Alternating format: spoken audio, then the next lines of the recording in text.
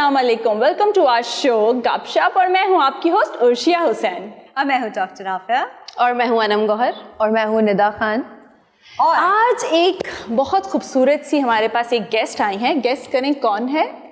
मैं बता देती हूँ उनके बारे में सब कुछ। अच्छा, क्योंकि मैं तो उनको बताएं। बचपन से जानती हूँ। चलो थोड़ा थोड़ा गेस्ट करते करते बताएंगे ना। अच्छा, नहीं मैं एक्चुअली ऐसे बताती हूँ कि we are very good friends. आज से बहुत नहीं, मतलब खूबसूरत भी decade हैं। ago, हाँ we are very good friends. और इतनी मल्टी टैलेंटेड बंदी मैंने जिंदगी में नहीं देखी। मतलब she started being a makeup artist, उसके बाद कुकिंग, उसके बाद अपना सैलून, उसके बाद शो होस्ट करना, हर तरह का शो होस्ट करना, मॉर्निंग शोज करना, लाइव ट्रांसमिशन में जाना। A very good and a very helping soul, an amazing human. She's like my sister. लेकिन मजे की बात है कि प्ले एंटरटेनमेंट पे उनका शो होता है style in you every weekend. She entertains you with multiple things और उसमें उनका टैलेंट, उनका मेकअप, उनके हेयर स्टाइल्स, उनके क्लोथ स्टाइल्स, वार्डरोब, डिजाइनर और पता नहीं कहाँ कहाँ से बंदी इंफॉर्मेशन और वो खुद भी बहुत तैयार होती हैं हैं माशाल्लाह से। नाज़िया, अस्सलाम वालेकुम, हाउ आर यू एवरीवन? कैसे हो सब लोग? बिल्कुल ठीक। अच्छा, you are a one woman show, पता है? She is a one woman show. एक अकेली she handles everything. Exactly. मुझे बहुत इंस्पायर करता है, पता है? Seriously. बहुत सी चीज़ें। तो शो तो हैंडल कर ही रहे होते हैं विद माय टीम। माशाल्लाह से we have beautiful team, perfect team, जिनके साथ काम करने में बड़ा रिलैक्स होती हूँ मैं। I think this is the first time ever मैं बहुत ज़्यादा रिलैक्स बहुत ज़्यादा रिलैक्स। अच्छा, स्टाइल इन यू के बारे में हम इससे पहले कि हम अपनी गप्पे शुरू करें, स्टाइल इन यू के बारे में मालूम कर लेते हैं। स्टाइल इन यू एक शो है जो कि over the weekend play entertainment पे आता है और उसको होस्ट करती है नाज़िया मलिक। होस्ट भी करती है, कॉन्सेप्ट भी है, उनका डिजाइनर भी है वो, और बहुत कुछ है। हाँ जी Nazia, it's a very different show by the way. मैंने कभी ऐसे शो देखा नहीं आज तक। डिफरेंट इस हिसाब से कि पता है क्या, अभी मैं आजकल ये देख रही थी कि जो शोज़ हैं ना उनमें बहुत ज़्यादा जो बोरिंग किस्म के हो गए हैं। हाँ, मतलब एक आप लोग का शो देखते हो थोड़ा गपशप हैपनिंग है थोड़ा। मैं कहती हूँ टेबल वाले शोज़ जो हैं जितने आजकल आ रहे हैं ना बहुत बोरिंग हो चुके हैं, लेकिन तुम लोग का टेबल वाला शो जो है ना वो बहुत अच्छा है, बहुत एंटरटेनिंग है। अगर न्यूज़ में तो एंटरटेनिंग न्यूज़ है। We have to come out of those news, घबराहट, वो जो सोशल इश्यूज बहुत हो गया। हाँ, इट्स टू मच। तो हमें कुछ लोगों को हैपनिंग देना है, कुछ मज़ेदार देना है।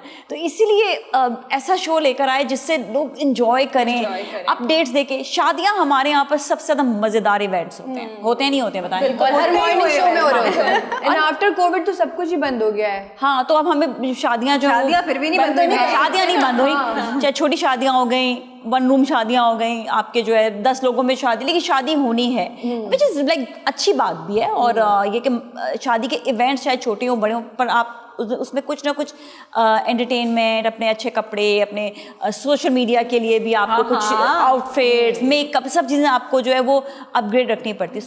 इतना सोशल मीडिया इन हो गया है कि अब आपको अपने मेकअप का हर वक्त ख्याल रखना। आई थिंक अब कोई लड़की शायद ही होगी जिसको मेकअप नहीं करना आता होगा। अपने आप को वो ग्रूम नहीं कर रही होगी अच्छी, वो कहीं ना कहीं से ज़रूर वो तैयार श्यार होकर वो सामने आती है। तो ऐसे शोज़ होने चाहिए जिसमें आपको एंटरटेनमेंट भी मिले, कुछ आपको कुछ सीखने को भी मिले, आपको पता चले कि ग्रूमिंग, जैसे लोग यूरोपियंस को कहते हैं कि बहुत ग्रूम्ड होते हैं, तो हम ये चाहते हैं पाकिस्तानियों को भी कहें कि पाकिस्तानी से बहुत ग्रूम है। क्या बात है, वेरी वेरी नाइस। अच्छा, एक क्वेश्चन मैं पूछना चाहूंगी। सिंस यू सेड कि हम पिछले 10 साल से फ्रेंड्स हैं, तो मैं ये पूछना चाहती हूँ कि दो औरतों की दोस्ती 10 साल तक टिकने के लिए क्या सीक्रेट क्या है? मैं सीक्रेट क्या है? यूजुअली ना ये बहुत तजस्सुस होगा औरतों के 10 साल आप लोग बेस्ट फ्रेंड्स बहुत कम बनती है ना, वरना एक्चुअली 10 साल गर्ल्स के लिए कम। पहले राफिया बताया या मैं बताऊं? मैंने कम बताया 10 साल। चलिए मैं बताती हूँ, हम जानते हैं। मैं बताती हूँ आपसे। नो जेलसी, बीइंग एक प्रोफेशन में होते हुए भी नो जेलसी, बल्कि supporting, like always supporting each other. ठीक है ना? This is the second, like जिसे कहते हैं की, कहते हैं की ऑफ सक्सेस, कि आपने कभी जेलस नहीं होना, आपने सपोर्ट करना है। तीसरी चीज ये होती है कि आप अपनी फीलिंग्स एक दूसरे की समझ सकें। तो ये 3 चीजें आप में आ जाएगी, बाकी चीजें जो होती हैं सेकेंडरी होती हैं वो आप मैनेज कर लेते हैं। आजकल नहीं मिलती। जेलेसी के बगैर तो कुछ है ही नहीं है। लोगों को ये चीज समझ में नहीं आती कि जेलेसी के साथ आप कैसे रह सकते हैं। जेलेसी क्यों है पता है क्या? हर किसी को रन करना चाहिए, सबकी अपनी एक और की ऑफ सक्सेस बताती हूँ आपको। एक और की ऑफ सक्सेस ये है कि दूसरे की खुशी में खुश होगे ना तो यू विल गेट इट। नहीं, इसमें बहुत बड़ा लालच है, you will get it more. अगर आप दूसरे की खुशी में खुश नहीं होंगे, आपकी जो अपनी चीज है वो भी छिन जाएगी। बहुत अच्छी बात, ये बिल्कुल सही बात है। और जेलेसी का कोई पॉइंट ही नहीं बनता, बल्कि हम लोग वो लोग हैं जो एक दूसरे को बिल्कुल एकदम सिंसियर एडवाइस, चाहे उसमें अपना फ़ायदा हो अपना नुकसान हो, अपना तो सोचते ही नहीं है। हम लोग लिटरली, मुझे कुछ भी पूछना होता है ना, जैसे मैं सोचूं कि नहीं मैं इससे नहीं पूछूंगी, आके किसी को कभी भी ऐसा ज़िंदगी में नहीं हुआ।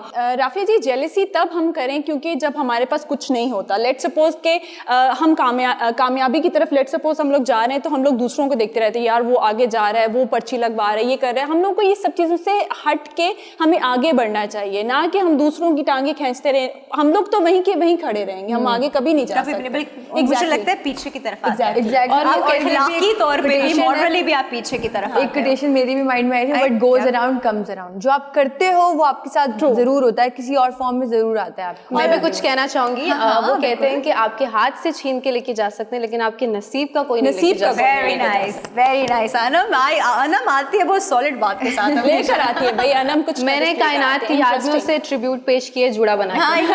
हम आज फिर कायनात को मिस कर रहे हैं, और अभी हम यूनुस को भी मिस कर रहे हैं, बट नाजिया हमारे साथ मौजूद है। तो नाजिया जब मौजूद हो तो वो actually she is a collection of all diseases को हम सिंड्रोम कहते हैं। She is a collection of all the arts in the world, and she is a multi talented woman. मेरे पास इसके लिए वर्ड नहीं है, पर नाजिया आप बैठी हो, मतलब ये एक ऐसी खातून है, इनको मैंने जब से देखा है, खातून कह रही हूँ, मैंने कहा शी इज़ अ लड़की खातून, मतलब ये यंग से यंग होती जा रही है। इस पे थोड़ा सा हमें बताएं। आती बिल्कुल भी। She maintained herself so well. Nazia का खाना, Nazia the way she takes care of herself, पूरी ऑर्गेनिक चीज़ों की तरफ किस तरह है, जड़ी बूटियाँ, इसका इस्तेमाल, ये सारी अच्छी अच्छी टिप्स आज हम नाजिया से लेंगे। Yes. Nazia, how do you take care of yourself? कोई भी चीज़ जो मुझे हर्ट करे ना, मुझे वो अच्छी नहीं लगती है। Wow. और अगर ऐसा कोई खाना भी मुझे हर्ट करे ना, मुझे वो भी नहीं पसंद आता। खाने का हर्ट कैसे पता चलता है तुम्हें? आपको पता चलता है जब यहाँ लगता है, यहाँ लगता है खाना, यहाँ लगना शुरू हो जाता है, तो पता चलता है वो आपको हर्ट कर रहा है। और आपके जो ऑर्गन्स हैं वो जब आपके ख़राब होना शुरू हो जाए तो आपको फील होता है कि ये खाना ठीक नहीं है। तो आपको कुछ चीज़ें अपनी लाइफस्टाइल में अपनी सही रखनी होती हैं। आपने वॉक करनी है, एक्सरसाइज करनी है, खाना अच्छा खाना है, खाना वो खाना है जो नेचुरल हो। नेचुरल खाना अल्लाह का दिया हुआ जो हमें खाना है, जिसमें हमने मिक्सिंग नहीं की हुई है, वो सारे ऑर्गेनिक खाने होते हैं और वो हमें कभी भी हर्ट नहीं करेंगे, वो हमें कभी भी तकलीफ नहीं देंगे। और खुश रहना, इनफैक्ट वो खाना मोटा भी नहीं करता हमें। वो एग्जैक्टली तुम भी वही खाती हो। देख लें, मेरी फिटनेस का राज। आप करती हैं डाइट? मैं डाइट नहीं करती हूँ, मैं खाना बेहतर खाती हूँ, मैं गुड फूड। जहाँ पर इंटरमिटेंट फास्टिंग के बारे में आपको कुछ पता है? हाँ, इट्स वेरी गुड, बिल्कुल करनी चाहिए। इट्स लाइक आपने जो है कई देर तक अपने ऑर्गन्स को आपने रिलैक्स रखा। तो अगर आप रिलैक्स रखेंगे जितना ज़्यादा, जितना आप ठूसेंगे, नेचुरली बात है कि आपको वो पेनफुल होगा। लेकिन ये उनके लिए अच्छा, जिस तरह अब हम लोग काम कर रहे हैं तो हमें कार्ब्स की ज़रूरत होती है, हमें अपने दिमाग के लिए कार्ब्स की ज़रूरत होती है, ठीक है। तो उस वक्त हम नहीं इंटरमिटेंट फास्टिंग कर सकते। हाँ, जब आप घर पर रिलैक्स हैं या आपको उस वक्त कुछ करना नहीं है, कोई काम नहीं करना, उनके लिए तो बहुत अच्छा। But people who are working, मैं उनको कभी भी ये सजेस्ट नहीं करूंगी, वरना तो आप फेंट हुए पड़े होंगे कहीं पर। तो हाँ, दूसरा ये कि जिस तरह रोज़ा होता है, रोज़ा is really really really good, क्योंकि वो आपको कम्प्लीटली जो है आपके ऑर्गन्स को रिलैक्स कर रहा होता है। And you have later on, you have time कि आप अपने जो है अपनी जो आपने पूरे दिन में पानी कम पिया तो आपने वो भी रिकवरी अपनी करनी है हर चीज़ के लिए। तो ये डिफरेंसेस होते हैं। अच्छा, इंटरमीडिएट फास्टिंग में बेसिकली एक विंडो होती है आपके पास खाने की। अब वो विंडो डिफरेंट भी हो सकती है, 16:8 का भी रेशो होता है, आपके पास 24 का भी रेशो होता है, 18 और 6 का भी रेशो होता है। मतलब ये रेशोज डिफरेंट हैं कि आपने 18 घंटे कुछ नहीं खाया, आप 6 घंटे में जितना खा सकते हैं, मतलब नॉट खा सकते हैं, हेल्दी खा सकते हैं, जितना हेल्दी आप खा सकते हैं उस 6 घंटे के बीच में खा लें। फिर 18 घंटे आपने कुछ नहीं खाने, इसमें आपका सोना भी आ जाता है। लेकिन इसमें पानी आप पी सकते हैं, आप लिक्विड पी सकते हैं, कॉफी पी सकते हैं। लेकिन वही वाली बात है ना कि आप उसमें फिर भी आप ये देखें कि कोई ना कोई चीज़ उसमें ऐसी जा रही है। जो कॉफ़ी पियेंगे तो डिहाइड्रेटेड ज़्यादा होंगे, पानी पियेंगे तो अगेन आप अपने ऑर्गन्स को वर्क ज़्यादा करा रहे हैं। कैफीन है ना, उससे एनर्जी मिलती है, लेकिन आप उसके नुकसानात भी तो फिर होते हैं ना। आप दोनों बैलेंस करना, एवरीथिंग इज अबाउट बैलेंस। मैंने जहाँ तक रीड किया है कि अगर आप रात में 11 या 12 बजे खाना बंद करते हैं, नेक्स्ट मॉर्निंग आप सुबह में कोई कॉफ़ी ले लें और फिर 1 या 2 बजे तक आप खाना खा लें, 14 आवर्स मिनिमम उसका वो, तो वो बहुत इजी भी है और इजी टू कंट्रोल भी है, और आप दिन में हेल्दी खा लें। बिल्कुल बिल्कुल। तो ये एक इंटरमिटेंट का बड़ा अच्छा इतना तो वैसे तो नहीं, इतना तो होता ही होता है ना, हो ही जाता है। ये 14 आवर्स 12 आवर्स तो हमारे मतलब मेरे तो वैसे भी लग ही जाते हैं कि आपने खाना खाना है। But again eat healthy and do exercise. मैं exactly. जितनी भी थकी हुई हूँ अल्हम्दुलिल्लाह माशाल्लाह से I do walk, I do exercise no matter what, क्योंकि ये जो हम काम कर रहे हैं या हम ये जो चल रहे होते हैं ये स्ट्रेस में आ जाता है, लेकिन जब आप वॉक कर रहे होते हैं आपकी वो स्ट्रेस रिलीज हो रहा होता है 20 मिनट्स। तो आप हैप्पी हार्मोन्स अपने रखें, हैप्पी रहें, उदासी आपके ऑर्गन्स को खराब करती है और खुशी जो है वो आपके ऑर्गन्स को अच्छा करती है। इवन आपके जो कोलेजन और आपका फेस सब चीजें जो है डॉक्टर साहिबा जो है ना वो अगर अग्री करें तो वो उनके अंदर से निकल के आ रहे हैं, लेकिन वो रोक के रख रही है क्योंकि एक्सपर्ट हमारे साथ कहते हैं राफिया जी कहते हैं कि 20 मिनट्स अगर आप एक्सरसाइज कर लें तो वो आपकी ऐसे हार्मोन्स रिलीज करते हैं जो कि वो स्ट्रेस रिलीज हो जाता है आपका। तो मुझे वो लिटरली फील होता है जब मैं वर्कआउट करती हूँ। और नाजिया के लिए तो मैं गवाह हूँ, मैंने इस बंदी को रात के 9 बजे भी रोडों पे अकेले चलते देखा है, 10 बजे भी चलते 12 बजे भी इनको मैंने देखा है, 12 बजे भी इनको मैंने कॉल की। बहुत थकी हुई हूँ, लेकिन फिर वो एकदम से मुझे कहेगी ओह नहीं मुझे वॉक पे जाना है। मैं सीरियसली बताऊँ sometime I miss occasions, even रात में कहीं पे किसी की कोई दावत है कुछ, मैं कहती हूँ देखो मैं 11 बजे से पहले नहीं आऊँगी या 11:30 से पहले, ड्यू टू द रीजन मुझे अपनी एक्सरसाइज पूरी कर आना है। तो आपको समटाइम्स अपने आप को कई चीज़ों के लिए Consistent रखना योरसेल्फ अपने आप को मोहब्बत करने के लिए, अपने आप को अच्छा रखने के लिए आपको कुछ चीज़ों की कुर्बानियाँ देनी। और यहाँ पे हम मिस करते जा रहे हैं ब्रेक। यस, ब्रेक का टाइम है, ब्रेक का टाइम है। This is short break, not exactly short but break. Will be right back.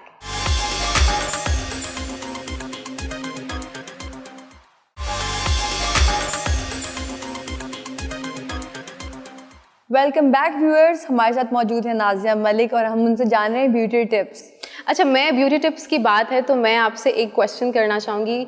आप बहुत ही फैशनेबल हैं, आई एम श्योर आप बहुत सारी लड़कियां आपके स्टाइल को कॉपी करती होंगी, आपका शो भी आता है स्टाइल एंड यू, तो मैं आपसे ये सवाल करना चाहूँगी कि आप अपनी स्टाइल की इंस्पिरेशन कहाँ से लेती हैं, या आपका कोई आइकन है जिसे आप बहुत एडमायर करती हैं? मैं देखो एडमायर वैसे तो मुझे बहुत लोग पसंद है, लाइक पर्सनली अगर देखा जाए तो वो एग्जैक्टली लोग बहुत पसंद आते हैं, लेकिन मुझे अच्छा वो चीज़ लगती है क्योंकि हम हैं क्रिएटिव लोग। जो क्रिएटिव होता है वो हमेशा अपनी क्रिएटिविटी से खुद जो है वो लोगों को इंस्पायर करता है, अपनी नई इनोवेशंस लेकर आता है अपने। इवन इन मेकअप्स मैं अपनी नई क्रिएटिविटीज़ खुद जब डेली में मेकअप करी तो मैं नई चीज़ें जो हैं वो मैं इंट्रोड्यूस करवा रही होती हूँ। तो इट्स ऑल अबाउट कि आप खुद जब क्रिएशन करते हैं, जैसे I am certified chef as well, तो मैं अपना जब खाना भी बना रही होती हूँ तो मुझे किस तरह से ये डाइट फूड सारा बनाना मैंने किसी जगह पे सीखा नहीं। हाँ, मैंने ये ज़रूर जाना कि नो ऑयल फूड किस तरह बनेगा, नो ऑयल हलीम कैसे बनेगी, नो ऑयल बिरयानी कैसे बनेगी। I eat everything, that's what I am saying, but it's no oil. और उसमें हमने किस तरह का चिकन डालना है, कितना चिकन खाना चाहिए, कितना हमें आलू खाना चाहिए, मतलब ये सारी चीज़ें आपको जो है बैलेंस। तो ये जब आप क्रिएट करते हैं तो यू रियली नो कि आपने क्या करना है। इसी तरह अच्छा बिल्कुल एग्जैक्टली मैं आपकी यही बात नाज़िया की बताऊं कि वो सब खाती हैं। अगर आप उनको देख के कहेंगे तो कुछ खाती ही नहीं होगी, ये ऐसी बोल रही है, झूठ बोल रही है, ऐसा कुछ नहीं है। नाज़िया सब खाती है और हम सबसे बहुत ज़्यादा खाती है। लेकिन अच्छी चीज़ इसकी होती है कि ये ऑयल नहीं खाती, ऑयल बहुत अवॉइड करती है। ऑयल के बगैर द फूड शी मेक्स, मतलब मुझे लगता नहीं था कि कभी ऑयल के बगैर फूड टेस्टी हो सकता है। ऑयल के बगैर कैसे क्या चीज़ बन सकती है? She developed her own recipes. अच्छा ये बताओ क्या खाना चाहती हो तुम? लेट्स सपोज दाल बनानी है तो उसमें तड़का नहीं लगेगा, तो वो बस दाल में तड़का नहीं। सेकेंडली आपने जस्ट दाल को जो है वो बॉईल करना है, उसमें आपने काली लाल मिर्च, नमक, पूरा प्रॉपर मसाला डाल दिया। नहीं पूरा प्रॉपर मसाला भी नहीं, जस्ट दिस, क्योंकि ये जो इंग्रेडिएंट्स है इनमें खुद में टेस्ट है, so you don't need to develop taste. जैसे कि अल्लाह के जो दी हुई ग़िज़ा है ना उसका टेस्ट आप लें। मैं कद्दू को सिर्फ और सिर्फ इतना सा प्याज और इतने से टमाटर में उसको इतने से नमक के साथ से बॉईल करती हूँ and I have it brown bread. It's so delicious क्योंकि मुझे एटलीस्ट कद्दू का टेस्ट मिल रहा है, बिल्कुल, यू नो। तो आपको वो टेस्ट लेने की ज़रूरत है। और उसमें आपने हल्का सा अदरक या लहसुन डाल दिया, इसके अलावा कुछ नहीं डालें। दाल टेस्ट इज थोड़ा एक्सपेरिमेंटल भी होना चाहिए। वो डायलॉग है उसमें वो बोलते हैं कि आप एजेंट्स हर चीज में मिर्ची क्यों डालते हो? हाँ। हर खाने के अंदर हमारी सेम रेसिपी है, खाने की असली टेस्ट चला जाता है। हर चीज मतलब उसका टेस्ट ही नहीं आ रहा। आप चीज की कोई नहीं, चीज बना रहे हो, आपको उसमें भी मिर्ची नाज़िया आ रहा है, के- चीज का टेस्ट ही नहीं आ रहा। एग्जैक्टली निदा, आपको नाज़िया के खाने में ये सब मिलेगा, लेकिन आपको उसके खाने में ऑयल नहीं मिलेगा। हाँ, बहुत अच्छी बात है। जैसे अब डाइट बड़ी अगर आप मजे की करते हो तो बात उससे है। तो बेटर है ना कि आप कुछ अच्छा खा रहे हो, हेल्दी खा रहे हो, True, true, और very आपके true, फेस पे वो ग्लो भी है। सही बात है। अच्छा, फिर एक काम करते हैं कि हम अपनी आज की पहली खबर से शुरू करते हैं। और मैं एक बड़ी इंटरेस्टिंग चीज़ पढ़ी थी। मैंने पढ़ा एक ऐसे कमरे के बारे में, एक मतलब ऐसे ही कमरा होगा, कोई भी कमरा होगा, आई डोंट नो, पर मैं उसकी पिक्चर देखी तो वो अजीब तरीके से कंस्ट्रक्टेड था, मतलब लेवल्स में कंस्ट्रक्टेड था। Okay. वो रूम जो है वो यूएसए में है, और उसके बारे में कहा जाता है it's the quietest room in the world, मतलब सबसे खामोश कमरा। Interesting. उस कमरे के बारे में मज़े की बात ये है कि उसमें कोई 1 घंटे तक खड़ा ही नहीं हो सकता, ना बैठ सकता है, ना लेट सकता है। No no no, it's not haunted, it's not haunted. वो इतना खामोश है, इतना खामोश है कि इंसान के एक डेसिबल्स होते हैं जो वो सुन सकता है, एक पर्टिकुलर एक डेसिबल के बाद वो सुन सकता है, और उसके बाद अल्ट्रासाउंड हो जाते हैं। लेकिन वहाँ पर वो कमरा इतना खामोश है कि आपको अपनी हार्ट बीट भी सुनाई दे रही होती है, आपको अपना ब्लड रश करता हुआ अपनी आर्टरीज, कैपिलरीज, वेन्स में सुनाई दे रहा होता है, और इंसान को इससे ना थोड़ी देखिए, ये वो सब चीज़ें जो हो रही हैं आपके साथ हर वक्त हो रही है, लेकिन इनवॉलंटरीली हो रही है। आपको आवाज़ नहीं आ रही है, आपको पता नहीं है, आप सांस भी जो ले रहे हैं इनवॉलंटरीली ले रहे हैं। अगर आपको कहें आप सांस कंट्रोल करें तो आप कॉन्शियस हो जाते हैं, राइट? अब अगर आपकी वेन में ब्लड जा रहा है और उसकी भी आवाज़ आपको आ रही है, एग्जैक्टली। तो वो जो क्वाइटेस्ट रूम है ना, क्वाइटेस्ट रूम है, उसमें यही होता है कि आपको थोड़ी देर खड़े रहने के बाद अपने अंदर से सारी आवाज़ें आना शुरू हो जाती हैं, और इंसान थोड़ा घबरा जाता है, फिर वो परेशान हो जाता है, वो खड़ा नहीं रह सकता उस रूम में। नाजुक दिल तो के नाज़िया, अफराद आप तो जाएंगी? बेहोश हो जाएंगे। आप जाएंगे इस रूम में? नहीं, बिल्कुल हाँ, भी मैं नहीं। वैसे भी जरा खामोशी पसंद करती नहीं, ये कुछ ज़्यादा ही खामोशी है। कोई नहीं, ट्राई करने में हर्ज नहीं है मेरे ख्याल में, मैं चली जाऊंगी। हाँ, लेकिन थोड़ी देर आराम ये करेंगे। बहुत लोगों ने चैलेंज किया कि 1 घंटे से ज़्यादा उस रूम में रह सके। कोई मुझे लेकिन नहीं पैसे रह देगा इसके? सके। एक काम करते हैं, सोचना पड़ेगा, नींद की दवाई देके नहीं नहीं, मुझे कोई पैसे देगा, अगर पैसे देगा तो मैं 2-3 सही घंटे में बात बैठ जाएंगे, है, 10 सही घंटे बैठ बात, क्या बात जाएंगे। है, बताओ क्या- पैसे कितने दोगे? बैठने के पैसे ये कितने ऑफर दोगे? नहीं की थी उन्होंने अभी तक, हम आपके लिए लगवाते मुझे हैं। अगर पैसे मिलेंगे भी तो भी नहीं बैठूंगी मैं। क्यों? मैं बहुत डरती हूँ। मुझे छोटी छोटी चीज़ें, सिचुएशन में मुझे बहुत घबराहट हो जाती है, मैं बहुत नर्वस हो जाती हूँ। Panic हो जाती मैं वहाँ हैं। बहुत पैनिक कर जाऊंगी। पैनिक कर आई जाओगे? थिंक हाँ, मैं फेंट भी हो सकती हूँ। फेंट भी आ सकती है अभी, मतलब गई वही है नहीं बच्ची, उसने पूरी सिचुएशन मुझे अक्सर रातों को तो यही होगा इसके साथ। ये फिर पहाड़ों में जाएंगे हमारे साथ? ये मुश्किल है। मैं बैठ चुकी हूँ वहाँ पे, मुझे लेकिन डर भी लगा है। कुमराट, आई बिन टू कुमराट रिसेंटली, तो लेकिन मुझे डर लगा। लो, आते तो मैं भी मुश्किल जगह पे चली गई। सबसे मुश्किल जगह है। बट मेरे फ्रेंड्स वगैरह साथ थे ना, मतलब आई हैड कंपनी। वहाँ पे पता नहीं क्या सीन हो। कुछ भी नहीं होगा, कुछ भी नहीं होगा, अकेले हाँ, सिर्फ वो आप हॉन्टेड नहीं है, बस थोड़ा सा आप अगर एडवेंचरस हैं, आपको एडवेंचर पसंद है और आपको मेरी लगता तरह। है कि आप कर जी मैडम की तरह, अगर आपको लगता है कि आप ऐसे कर सकते हैं तो give it a try. Go to US. है किधर ही? यूएस नहीं, यूएसए में किस जगह? मेरा सर, अगर आप वहाँ विजिट कर सकते हैं, जा सकते हैं, या प्लान कर रहे हैं कुछ भी अपनी जिंदगी में एडवेंचर्स, बहुत सारे लोग जंगल वंगल है क्या है ये? नहीं, ये जंगल नहीं, ये रूम स्पेशली इस पर्पस के लिए मतलब कंस्ट्रक्ट कोई हुआ है। बिल्डिंग है, कोई घर है?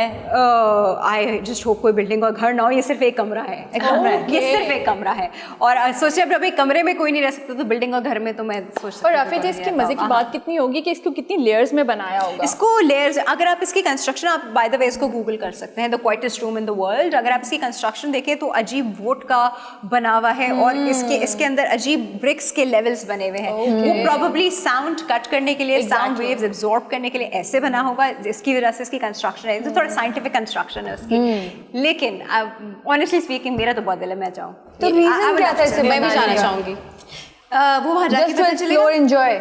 जाके पता चलेगा। बहुत सारी चीजें जिंदगी में पहली दफा होती हैं। एग्जैक्टली, तो उसको ट्राई करना चाहिए। हाँ, एग्जैक्टली। चलो जी, हम तो नाज़िया नहीं जाएंगे इस रूम में, मुझे पता है आप भी नहीं जाने वाली। ये शायद मैं जा वो रही हूँ, जाएंगे, उनको पैसे दो ना। मिलने अच्छा, चाहिए। मैंने कब मना किया है? बताया दो भी इन्होंने कि पैसे बताएं कितने। भाई यूएसए का टिकट दें, हाँ, ठीक है, वीजा तो लगवाएं, जगह का accommodation दें, फिर आपने मुझे, मतलब मैं क्यों अपने पैसे खर्च हाँ, करके अपने पैसे क्यों खर्च- क्वाइट रूम के ये- लिए? ये मैं पहाड़ों में ना बात- चली जाऊँ क्वाइट रूम के लिए। हाँ, मुझे जो वहाँ पे क्वाइट रूम लेना है। सही बात है, सही बात है। आप जाएंगे यहाँ पे कभी? बिल्कुल बिल्कुल, आप लोग पैसे दे रहे तो मैं चली जाऊंगी। पैसा मतलब एडवेंचर नाम की कोई चीज नहीं है। आप और मैं चलते हैं राफिया जी। पैसे खर्च करके अमेरिका जा रही पैसा सब कुछ कब से हो गया? नहीं, अमेरिका वैसे इतना मुश्किल है आजकल जाना यार, तो आप मतलब इजी चीज देखें ना। बिल्कुल, नाजिया ने सही कहा। पहले ही हम नहीं जा सकते थे, अब तो बिल्कुल भी नहीं जा सकते। नाजिया, आपको पता है अगस्त के स्टार्ट में पाकिस्तान को रेड लिस्ट में डाल दिया गया है, एम्बर लिस्ट से, बाय यूके, जस्ट बिकॉज ये डेल्टा वेरिएंट के बाद से।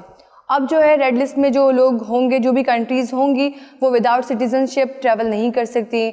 उन्हें वहाँ पे होटल्स बुक कराने पड़ेंगे जहाँ क्वारंटाइन करना पड़ेगा 14 डेज़ के लिए, 2 PCR टेस्ट कराने पड़ेंगे। बहुत हेक्टिक कर दिया है बिकॉज़ हमारी पाकिस्तानी अवाम की वजह से। कहीं हद तक उनकी भी गलती है जो कि हमें इंटरनेशनली भी इफ़ेक्ट करती है।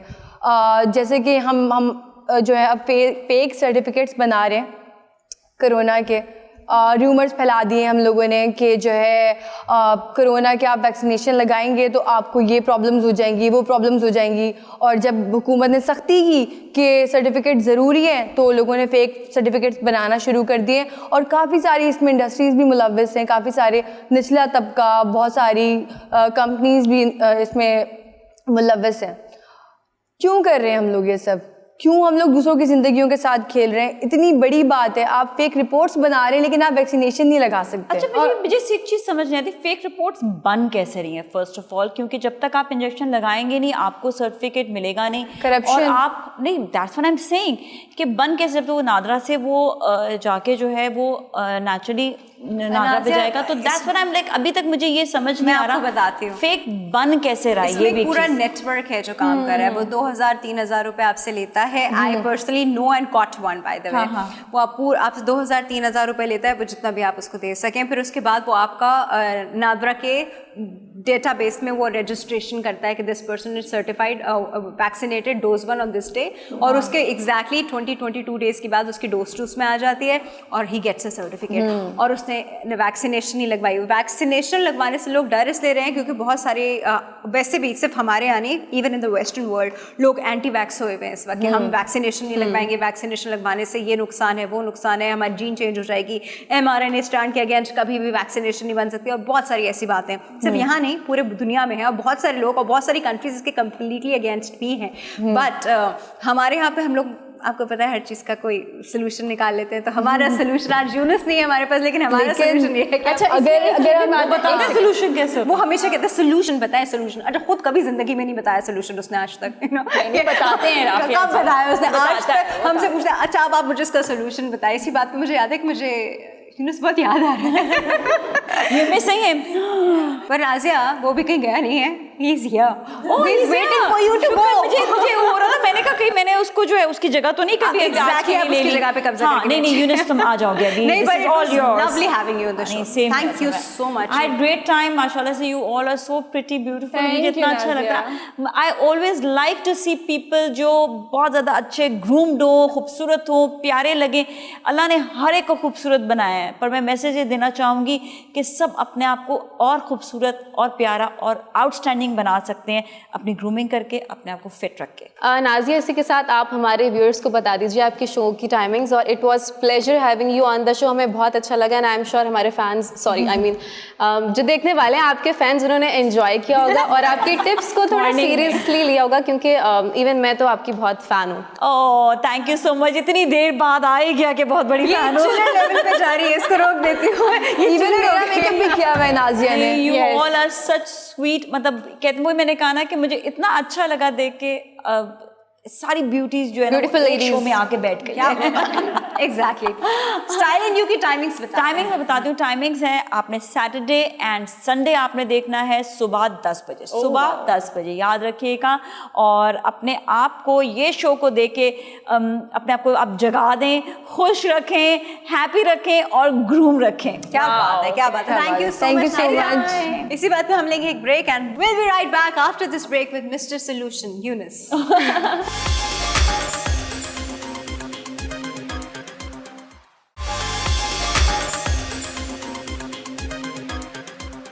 Welcome back. I am your mister solution. मैं उधर बैठा सब सुन रहा था। यूनुस, कि- मैंने कोई बुराई नहीं। नहीं मैं बिल्कुल चाह रही थी कि तुम मैंने सब सुना कि कौन मेरे बारे में क्या क्या फील करता है। ओके। आज पता चला कौन सगा है कौन पराया है, या कोई सगा नहीं है तुम्हारा भाई, दुनिया में कोई सगा नहीं दुनिया में और किसी की सगी नहीं। औरत नहीं, बहुत बड़ी बात कर रहे हैं आप। ये बहुत बड़ी बात कर रहे हैं आप यूनुस। मेजॉरिटी नहीं नहीं, अभी आज ही ये इंसान सारी जो है feminists- किसी का सगा नहीं है। इंसान किसी का नहीं, सगा Especially women. देखो मैंने women. मिस्टर सोल्यूशन कहा, मतलब मैंने तुम्हें एक पॉजिटिव नोट में लेके Yes, गई तो और मैंने- तुमने उसको नेगेटिविटी की तरफ कितने आराम से टर्न किया था। आदमी किसी का सगा नहीं अच्छा है। देखिए, कुछ बातें ऑन कैमरा होती हैं और कुछ बातें ब्रेक में होती हैं, और ब्रेक वाली बातें भी मैंने सुनी। वो तो प्यार भरी बातें थी। यूनस ये 21st सेंचुरी है और मुझे लगता है कि आपको एक्सपेक्टेशन नहीं रखनी चाहिए, मतलब अपने घर वालों से नहीं रखनी चाहिए, तो फिर को होस्ट ओह माय गॉड, ये वार्निंग तो नहीं है। आप इसे वार्निंग ले सकते हैं अगर चाहे तो। We actually realize that we all love you because तुम नहीं थे, हम तुम मिस कर I wish I could say the same. Honestly, we missed you. Yes miss कर नहीं नहीं नहीं, मैं खुद भी बड़ा एक्साइटेड हो रहा था कि मैं कब आऊँगा। चेन से बंद रखा था तुमने। एंड बेसिकली हम लोग कायनात को भी बहुत मिस कर रहे हैं जी। बिकॉज हमारा छोटा पैकेट बड़ा धमाका, we miss you so Yes. Much. Miss everyone. हाँ। हम एक दूसरे को भी मिस करते मुझे हैं। ना कायनात अभी भी हम मिस बताते कर नहीं रहे एक दूसरे को। हैं, अभी भी मिस कर रहे हैं। व्यूज बहुत अच्छे लगते हैं। एग्जैक्टली एनीवेज न्यूज़ क्या है ये बताइए। Mister solution, Oh my God. ये जो आपका जोश और वलवला है ना, ये मुझे बहुत इंस्पायर कर रहा है। Yes Exactly. Please miss news दीजिए। ओके तो मेरी न्यूज़ ये है कि एक सॉफ्टवेयर कंपनी है इस्लामाबाद में, उसमें 3 सिक्योरिटी गार्ड्स हैं जो वहाँ पे काम करते हैं। उसी कंपनी में उनकी बेटियाँ एक इंजीनियर की पोस्ट पे हायर हुई हैं, अपने दम अपनी मेहनत और बलबूते पे। मतलब एक लड़की खुद अपनी तालीम से आगे आके किसी इस तरीके की बड़ी फर्म में या किसी इस तरह की कंपनी अपनी जगह बनाती है, बहुत एजाज़ की बात है।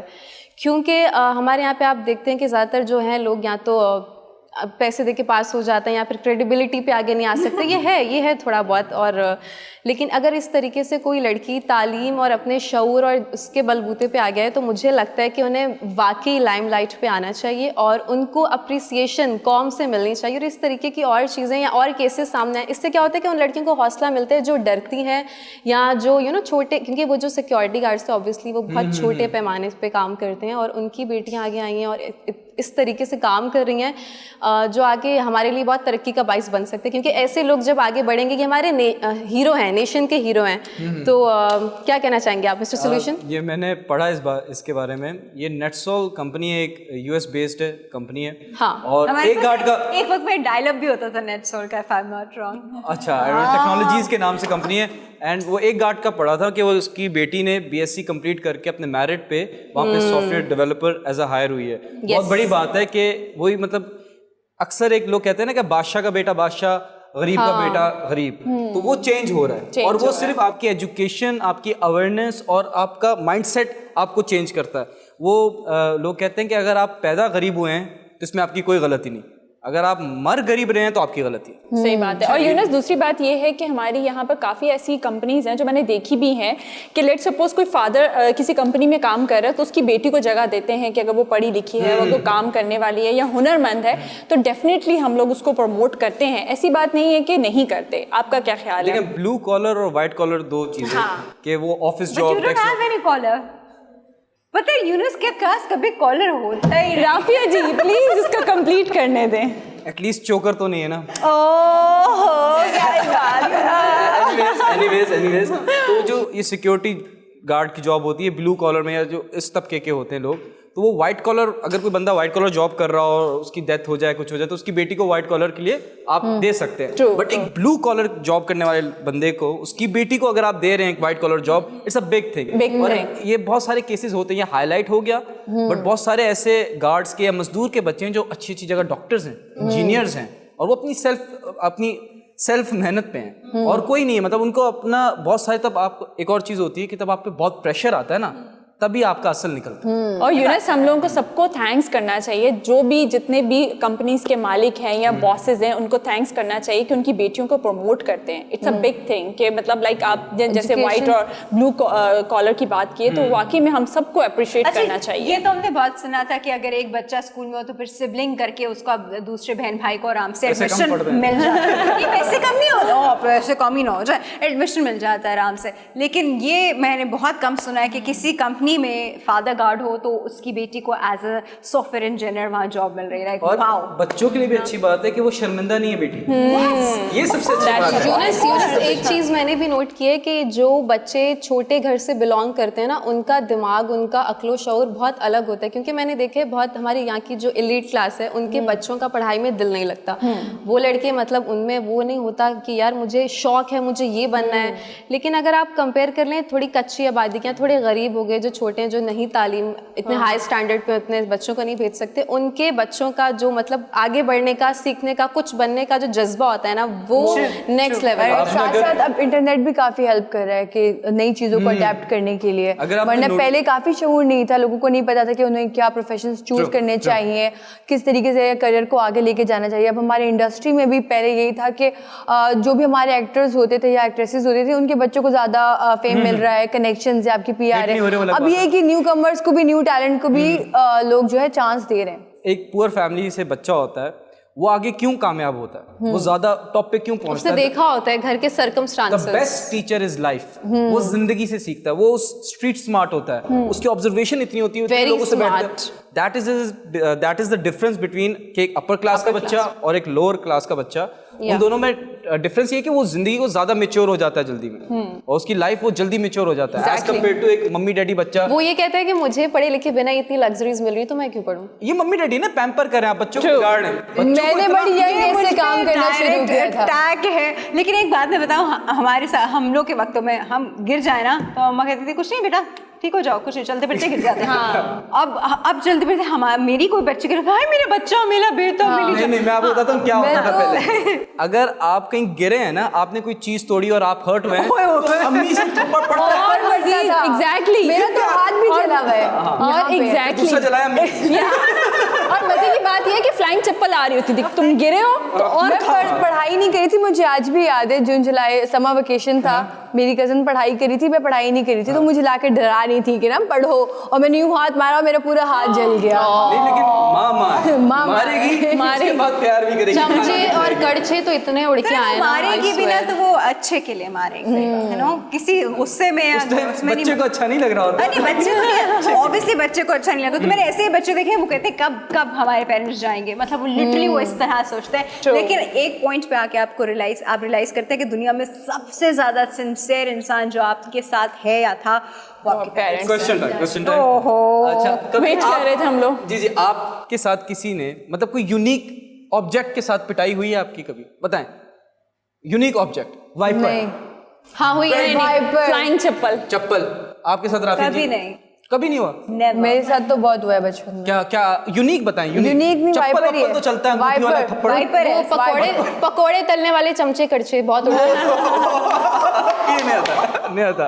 क्या बात। अच्छा, मैं लकीली मेरे पेरेंट्स कभी भी ये मारना टाइप नहीं थे, लेकिन मैंने देखा है बच्चों को मारते। मुझे बस फ्लाइंग कॉकरोच आप से डर अपने लगता बच्चों को था। मारती हैं? कभी नहीं। अगर मुझे अच्छा तो आप कहती हैं कोई बात नहीं। अच्छा, मुझे ऐसा लगता है, अच्छा यूनुस, मुझे ऐसा लगता है कि बच्चों को किसी के सामने मारना नहीं चाहिए, क्योंकि वो अकेले भी नहीं मारना चाहिए। अकेले मारो, उल्टा लटका दो अकेले। नॉर्मली बात कर रही है कि किसी के सामने मारना नहीं चाहिए। मुझे ऐसा लगता है कि अब हम लोगों का टाइम खत्म हो चुका है और घर चलना चाहिए। आप लोगों का खत्म होगा, मैंने भी बहुत जीना है, बहुत काम मैंने तो शादी भी नहीं, शादी करनी है फिर। हम लोगों का टाइम मतलब प्रोग्राम का टाइम खत्म हो चुका है। ओके, मतलब पता ही नहीं चला मुझे। इसी बात पे मैं अभी हम जो बात कर रहे थे उसी पे मैं आपको एक एंडिंग नोट ये बताऊंगी कि पेरेंट्स को, वो जिस तरह उर्षा ने कहा, बच्चों को औरों के सामने डांटने से भी उनकी ईगो हर्ट होती है, उनकी सेल्फ रिस्पेक्ट हर्ट होती है। आपने उनको कुछ बताना है, समझाना है, आप उनको अलहदा ले जाएं, बताएं, समझाएं, लेकिन हाथ उठाना इज द लास्ट रिजॉर्ट, बिल्कुल लास्ट रिजॉर्ट। मतलब जब कोई जिंदगी में ना बचाओ, मतलब मैं तो तब भी कहती हूँ कि तब भी ना करें। एक चीज ऐड कर लूं? हाँ, मैंने भी ऐड करनी थी एक छोटी सी। आपकी एक्चुअली अगर हम किसी के सामने बच्चे को डांटते भी मारते भी हैं ना, तो बच्चा और बदतमीजी में रिप्लाई करता है, तो वो भी एक गलत चीज है। वो ये कि आपकी इज्जत अपने हाथ में है। आपकी अपनी इज्जत भी खराब है। हाँ, तो बच्चों को सबके सामने के उसने आगे से कुछ कह दिया ना, ओए होए होए होए, जो पूरे फैमिली में रिकॉर्ड लगेगा आपका। एक मिनट, वो कहते हैं कि खिलाएं सोने का निवाला मगर देखें शेर की आंख। इसके लिए आपको शेर के पास शेर की आंख कहाँ से लाएंगे? ओवर टू यू, अब आप जो कहना चाह रहे हैं। नहीं, मैं ये कह रहा था कि शेर की आंख। भाई जाने अच्छा, दो, जाना है। जाने दो। इंशाल्लाह हम आपसे फिर मिलेंगे। Take care of yourself. अल्लाह हाफ़िज़। अल्लाह हाफ़िज़।